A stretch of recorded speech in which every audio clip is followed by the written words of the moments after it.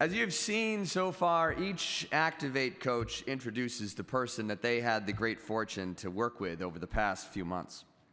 John Regenton was able to coach T. Grant Lewis, but his schedule did not permit him to be with us today.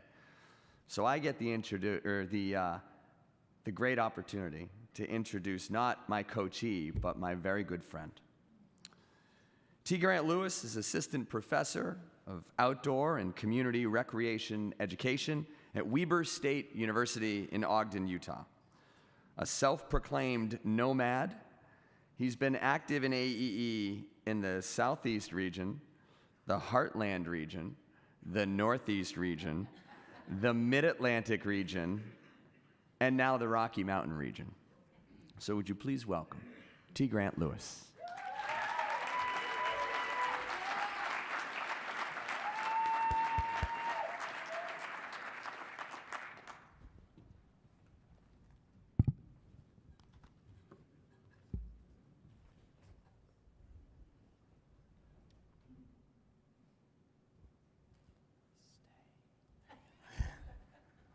He's on belay now, so. It has been said that time heals all wounds, and I disagree. The wounds remain, and over time or in time, our mind protecting its sanity will cover it with scar tissue. The pain will lessen, but it is never gone. So when I was a senior in high school, we were asked to contemplate the following question: who am I and what is my place in the universe? The focus of this question was supposed to be a year-long essay encompassing all that we had done in those 12 years of schooling. Being 17 at the time, it was a type of question that seemed a lot bigger on the surface, namely because my universe was pretty small at that point. I came from a small town and there was not much going around, so it was a little bit of a daunting task. But what I've come to realize is as I've encountered new challenges and new experiences, that question that was asked nearly 25 years ago is more relevant today simply because of the fact that I have begun with increasing frequency to question who I am and what is my place in the universe.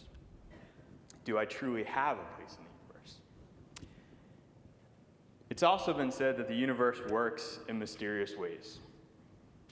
And if that is truly the case, then the universe which I belong to has been nothing short of a cruel joke. I recognize that this is a fairly pessimistic view. More of the glass is half empty than half full. But yet the challenges I seem to have encountered support that. And while I appear physically to be healthy, from an emotional and psychological standpoint, on a daily basis, my universe is one that has increasingly spun out of control. I don't pretend or contend that my issues are more severe or more challenging or difficult than anyone else's. Simply that the collective of those issues has been a source of an ongoing reality that if I could step out of my universe, I would. So I imagine at this juncture of time, most of us in this room have dealt with some sort of loss, particularly of someone we were intimately connected to. 2 years ago was my tipping point. It was a time that I did not expect, and it was a time that took my breath away, shook my foundations, and left me at a point of just wondering, where's this void? Where does it come from? To use the universe perspective, since we were there, it was a black hole.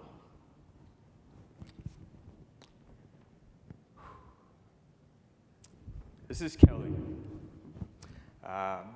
Over time, Kelly became my best friend. She became my partner. She became my fiance.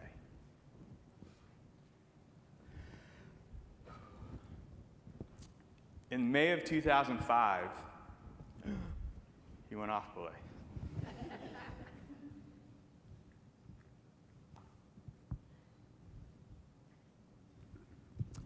In May of 2005, I gave Kelly this sock monkey. Oddly enough, she had not known what a sock monkey was. But I gave it to her when she was first admitted to the hospital. And she carried it with her through 24 weeks of 48 scheduled weeks of chemo and 6 weeks of radiation. It's something I carry now every time I travel. So it has been back and forth from Utah on more than a few occasions. Nearly 2 years ago, I sat at Kelly's bedside, watching as the person I loved endured increasing amounts of pain based on cancer that was essentially eating her from the inside out. 2 years ago, I sat at Kelly's bedside, holding her hand as she took her last breath. I had the chance to look into her eyes, but I also had the chance to wonder why someone I loved,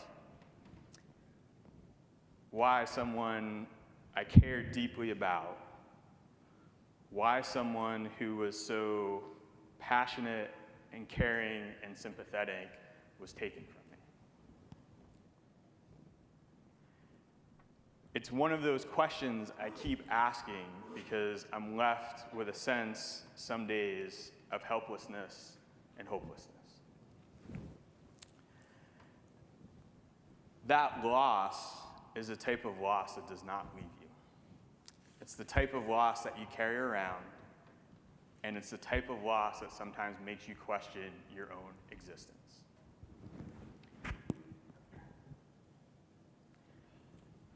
So as Hush mentioned, I've been a part of AEE for some time and continue to travel around, but I was recently asked if I ever felt lonely. And I think the reality is that it's not a question of, am I lonely? It's a question of, do I feel alone or do I feel a sense of loneliness? Although the two concepts are often used synonymously, there is a difference for me in my life on a daily basis. On the one hand, I can truthfully say that both feelings have been present.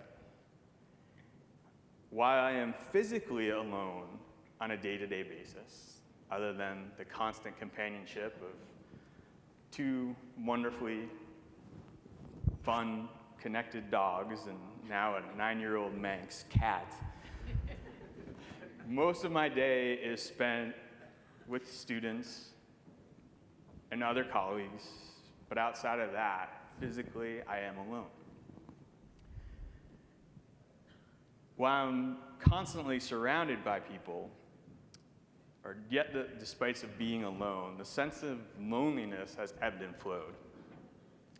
It's like the current of waves, and I say that from the perspective of coming to the realization that while being physically alone, I am never truly by myself. In what could be defined as simple acts, a text message, an email, a card in the mail, and yes, there are a few people out there who still put pen and paper together. In case you don't know what that is, a small piece of paper folded over. That are just, a sense of connectedness. And so despite the miles, despite the passing of time, despite my nomadic tendencies to continue in Northwest, I'm coming for you all next. When simply I'm overly grateful and thankful for those simple notes of, hey, you were in my thoughts. Hey, just wanted to see how you were doing. Hey, I just wanted to know if everything was well. And then a lot of times the last two aren't. But just knowing that there's that sense of connectedness keeps me grounded. So what I'd like to do is to offer an opportunity.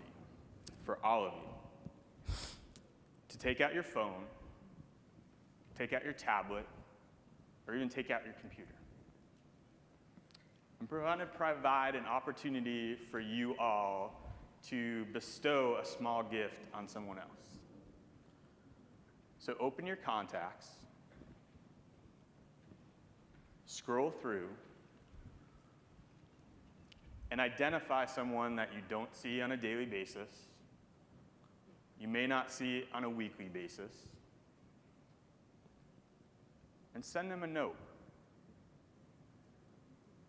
The length, the content, the message, entirely up to you.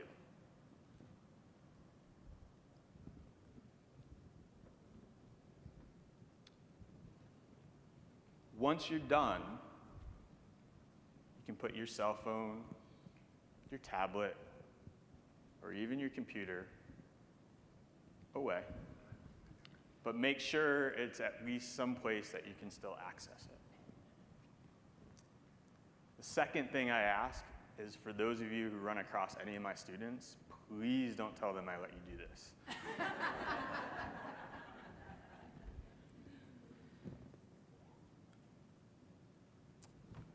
So I have been a member of AEE since the early 2000s, and despite the numerous moves I have made and the challenges that I have faced, AEE has been one of the few constants in my life.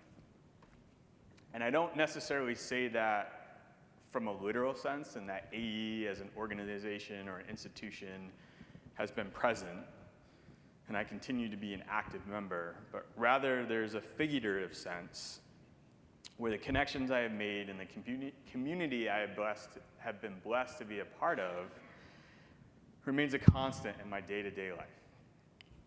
That connection comes through those small acts of kindness, the small acts of caring that let me know that someone is thinking about me, that lets me know that while I may be alone, I am never truly lonely.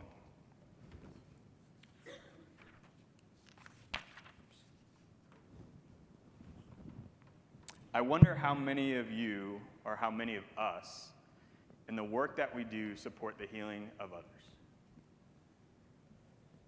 I would argue and contend that most of us present in this room have found our way to that work simply because we have a sense of compassion. We have a sense of caring. We are empathetic in nature. We have a desire in many ways of wanting to support the growth and development of others, of desiring to support equality and justice. But I also wonder, when the source of dysfunction or in pain or injustice afflicts us, who do we turn to support our healing?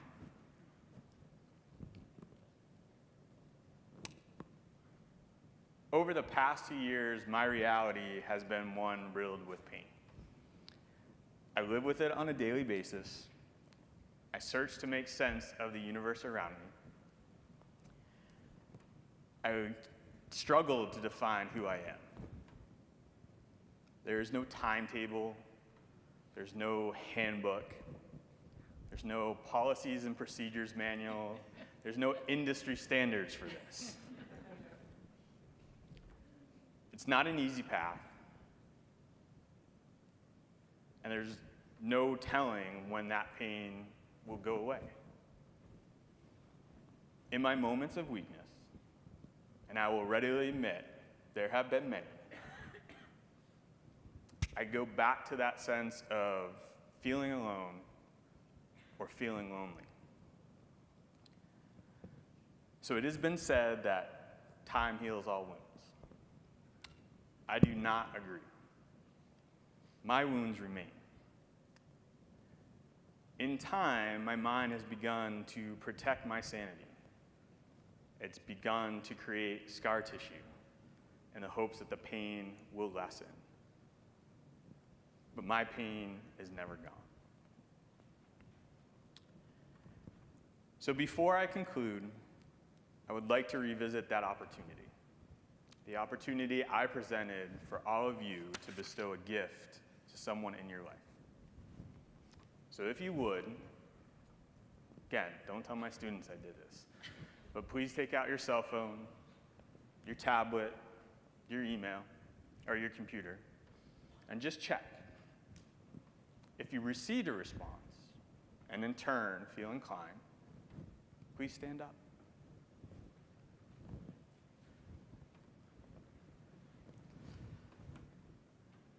And so, you don't have to stay standing. You don't have to feel that awkward. I have to stay standing. So while not all of us here may have received a response, please know and please take it from someone who lives on a daily basis and the importance of those small gifts, that your support and others potentially recognizing that support is huge. It is something as small as it may seem that helps people, that gets people through the day. So thank you, best wishes, and warmest regards.